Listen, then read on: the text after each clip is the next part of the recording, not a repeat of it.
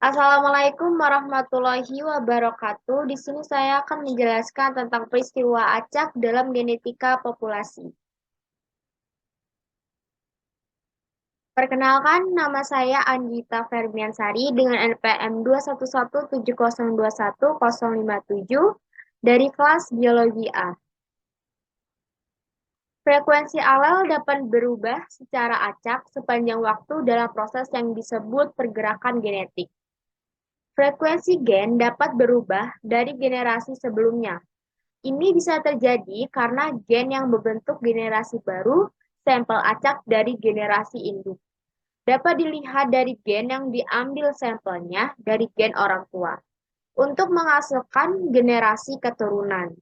Di dalam bab ini, kita memiliki efek pengambilan sampel acak pada frekuensi gen.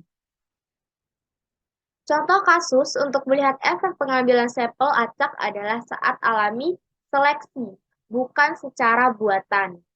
Ketika genotip pada semua lokus menghasilkan jumlah yang sama keturunan, kondisi ini disebut netralitas selektif. Dapat ditulis sebagai berikut, dengan genotip AA kapital dengan fitness 1, dengan genotip A kapital A kecil 1, dengan genotip AA kecil dengan menghasilkan fitness 1. Seleksi alam tidak bergerak, dan kita berharap frekuensi gen tetap konstan. Menurut teorema Hardy-Weinberg, frekuensi genotip harus konstan pada P2, 2pq, dan Q2, di mana P adalah frekuensi gen A kapital dan Q adalah frekuensi gen A kecil. Namun, pada kenyataannya, pengambilan sampel acak dapat menyebabkan frekuensi gen menjadi berubah. Salinan gen A mungkin tinggi dalam reproduksi, tapi dalam frekuensi gen A akan meningkat. Peningkatan acak dari arti gen A lebih mungkin berkurang untuk meningkatkan frekuensi. Tapi, beberapa perubahan frekuensi gen akan terjadi. Perubahan acak dalam frekuensi gen antar generasi ini disebut genetic drift. Penyimpangan atau acak genetik tidak terbatas pada kasus netralitas selektif. Saat seleksi bertindak pada lokus, pengambilan sampel acak juga mempengaruhi perubahan frekuensi gen antar generasi.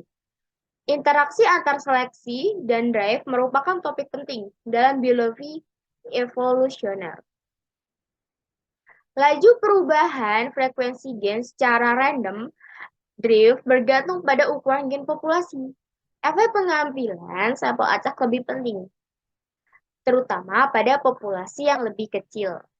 Contoh dari Dovzhansky dan Pavlovsky tahun 1957, yaitu dengan mengambil contoh bekerja dengan alat buah Drosophila pseudospora. Dibuat 10 populasi dengan 4.000 anggota awal dengan populasi besar dan 10 dengan 20 anggota awal dengan populasi kecil. Dan mengikuti perubahan dalam frekuensi dua varian kromosom selama 18 bulan. Efek rata-rata yang dihasilkan sama, tapi dalam populasi kecil dan besar. Nah, tetapi itu variabilitasnya secara signifikan lebih besar di antara populasi kecil.